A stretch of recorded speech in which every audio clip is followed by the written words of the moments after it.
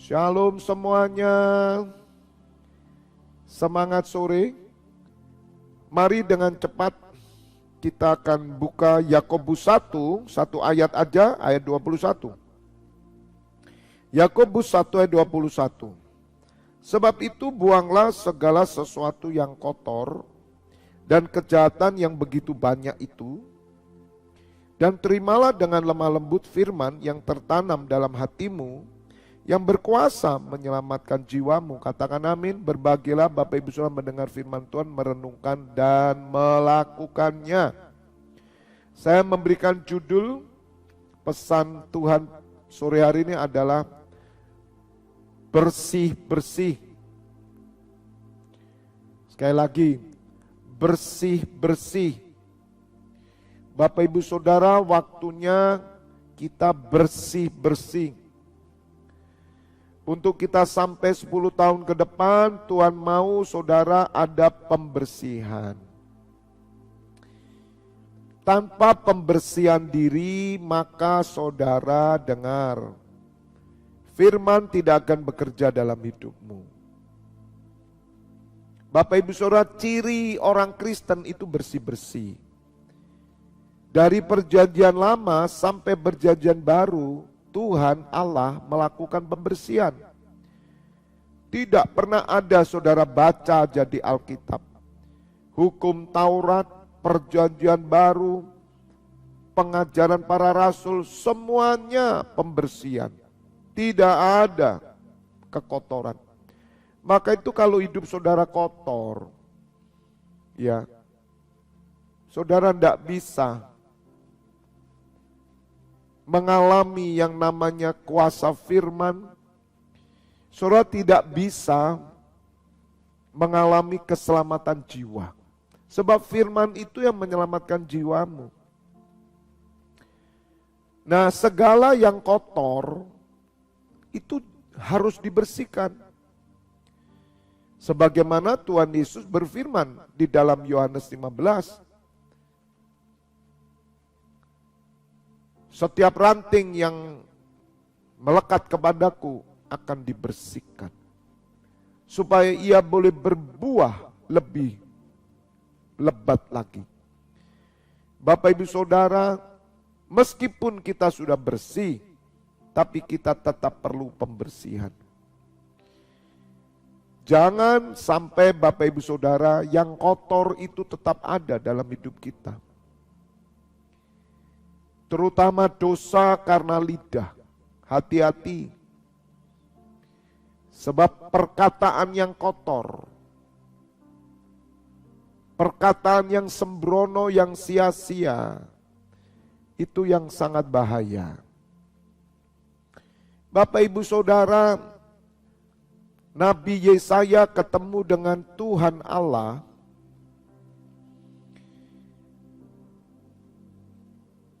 Tuhan melakukan pembersihan. Diambilnya arang panas, disentuhnya kepada bibirnya. Bapak Ibu Saudara, ketika Nabi Yesaya bertemu dengan Tuhan Allah Elohim, yang pertama dibersihkan mulutnya. Oleh karena itu penting sekali Bapak Ibu Saudara, ditahirkan mulut itu dari perkataan najis, perbuatan najis, perkataan yang menipu, perkataan dusta, perkataan memecah belah, perkataan yang tidak bertanggung jawab. Bapak Ibu Saudara, Nabi Yesaya sebelum melakukan firman Allah, maka ia perlu ditahirkan mulutnya, dibersihkan dari segala yang kotor, yang najis, yang keji, yang jahat. Baru setelah itu Nabi Yesaya dipakai menjadi utusan Allah. Di Yesaya 6, Nabi Yesaya berkata, hambamu ini najis bibir karena hamba ada di tengah bangsa yang najis. Kalau saudara mau melihat najis bibir, dengarkan saja omongan orang-orang dunia. Perkataan orang dunia. Dengarkan Bapak Ibu Saudara. Hati-hati saya pesan, sebab kalau saudara tidak dibersihkan, terutama hal yang kotor dan jahat yang keluar dari mulut kita, sebagaimana firman Tuhan berkata, bukan yang masuk ke dalam mulut itu yang menajiskan, tetapi yang keluar. Karena itu keluar dari hati saudara. Bagaimana hati kita penuh firman jika bagaimana mulut kita kotor jika hati kita penuh firman? Tidak mungkin. Kalau hati kita penuh firman, malah mulut kita bersih. Kalau hati kita kotor, mulut kita kotor. Sebab yang keluar dari mulut itu dari setiap apa yang ada di dalam hati. Dan terimalah dengan lembut firman yang tertanam dalam hatimu. Jadi Bapak Ibu Saudara, kalau kita tidak pernah membersihkan diri, maka kita adalah orang-orang. Dikatakan firman Tuhan bahwa kita adalah orang yang tidak bisa mengekang lidah kita. Maka sia-sialah saudara ibadah kita. Sebagaimana yang tertulis di dalam, sebentar saya akan carikan.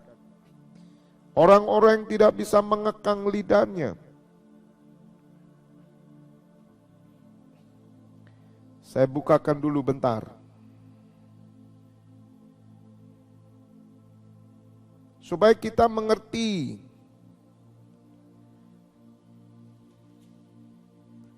Ayat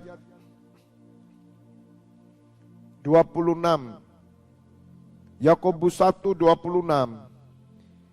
Jika ada seorang menganggap dirinya beribadah, tetapi tidak mengekang lidahnya, ia menipu dirinya sendiri, maka sia-sialah ibadahnya. Bapak Ibu Saudara, kita harus bisa mengekang lidah kita. Karena jika kita tidak menjaga, mengekang lidah kita dari yang kotor, yang keji, yang jahat, maka saudara tidak bisa menerima firman Tuhan dengan hati yang lemah lembut. Hati yang lemah lembut itu adalah hati yang mengekang lidah. Minta maaf Bapak Ibu Saudara, saya berpesan kepada wanita-wanita Kristen, terutama wanita-wanita yang berumur. Hati-hati Bapak Ibu Saudara, wanita, hati-hati. Walaupun pria yang tidak bisa mengekang lidah juga banyak, tapi pada umumnya wanita. Karena wanita yang memulai dosa itu muncul dari wanita dulu, sebagaimana surat Kejadian. Bapak Ibu Saudara, penting sekali sebab ada hubungannya mengekang lidah dengan ibadah. Kalau saudara tidak bisa mengekang lidah, maka sia-sia ibadah saudara. Oleh karena itu penting sekali Bapak Ibu Saudara, jangan pernah kita berhenti untuk membersihkan diri. Supaya kita bisa menerima dengan lemah lembut firman itu. Sebab firman Tuhan itulah yang membuat kita diselamatkan. Bagaimana firman bisa bekerja di dalam setiap kehidupan kita? Sore hari ini Bapak Ibu Saudara saatnya bersih-bersih. Jangan Bapak Ibu Saudara merasa sudah bersih, Tapi bersihkan lagi, saya pun minta dibersihkan, dibersihkan, dibersihkan, dibersihkan, dibersihkan. Orang yang merasa sudah bersih, orang ini banyak kotorannya malahan. Bapak Ibu Saudara, kita setiap hari perlu mandi. Kenapa? Kemarin kan sudah mandi, kok mandi lagi? Tuhan Yesus mengajarkan dalam Yohanes 15 supaya kita berbuah lebih banyak. Kalau saudara tidak dibersihkan, maka saudara tidak bisa berbuah lebih banyak. Mari kita lihat diri kita. Mari kita uji diri kita. Mari Bapak Ibu Saudara bersihkan dari hal yang kotor. Saya berpesan Bapak Ibu Saudara bagi para pendoa. Memang saudara pandai berdoa, tapi banyak yang belum bersih. Ini contoh saja ya, contoh saja ya. Kalau waktu doa saya lihat luar biasa saudara. Tapi ketika ada di pesta, lihat makanan, tidak mau antri, serobot sana, serobot sini, tidak peduli orang lain makan atau tidak, rakus, minta maaf saudara. Tapi pendoa, cuman rakus. Dia kalau lihat makanan sudah tidak tahan saudara. Lupa kalau dirinya pendoa. Banyak kita lihat, coba di pesta-pesta. Siapa yang nyerondol-nyerondol itu? Minta maaf ya saudara. Ibu-ibu bawa kantong plastik, bawa ini itu, lihat saudara. Walaupun ada juga bapak-bapak. Ini contoh saudara, contoh kecil aja. Bapak Ibu Saudara, kita ini perlu bersih. Ada juga nih, wah kalau jadi pendoa hebat nih. Tetapi orangnya tidak mau bekerja sama dengan orang lain, tidak peduli. Kadang saya itu melihat gini loh Bapak Ibu Saudara, maaf ya. Kok nggak cocok ya? Waktu berdoa sangat mulia. Tapi ketika kumpul dengan orang, kok jadi begini ya, kotor ya. Kadang gosip sini, gosip sana. Itu perlu dibersihkan. Sifat-sifat yang kepo itu bersihkan saudara. Orang-orang yang kepo, ya, saudara pendoa itu tidak boleh kepo. Keponya hanya boleh melihat apa yang terjadi atas bangsa ini. Kepo dengan keselamatan jiwa boleh. Tapi jangan kepo dengan persoalan. Nah, saya melihat sekali lagi, ya, ibu-ibu kepo sekali gitu. Padahal pendoa. Nah, itu yang perlu dibersihkan. Banyak hal kadang itu tidak cocok. Waktu tugas jadi pendoa, wah sungguh mulia. Kita kumpul dengan teman-temannya, omongannya jorok. Ketika jalan-jalan di plaza, loh kok sudah begini, beda. Bapak Ibu Saudara, kita ini kadang tidak sadar bahwa apa yang kita lakukan itu tidak cocok dengan perbuatan kita. Jadi contohnya kalau orang mulia, itu ya perkataannya mulia, perbuatan mulia, tingkahnya mulia. Dan itu perlu dikekang, perlu belajar, perlu pengendalian diri Bapak Ibu Saudara. Supaya kemuliaan yang kita terima ini tetap terjaga aman. Sekali lagi, hati-hati dengan hawa nafsu. Bapak Ibu Saudara, hawa nafsu itu bukan sekedar bicara tentang seks. Bukan. Ada orang-orang yang saya lihat hidupnya baik, kudus, tapi hawa nafsunya itu. Nafsu itu ada di nafsu itu makanan, uang, ya, nafsunya itu makanan, nafsunya dengan uang. Ada saudara pendoa tapi mata duitan, kalau lihat uang udah, ya, itu nafsunya itu di sana.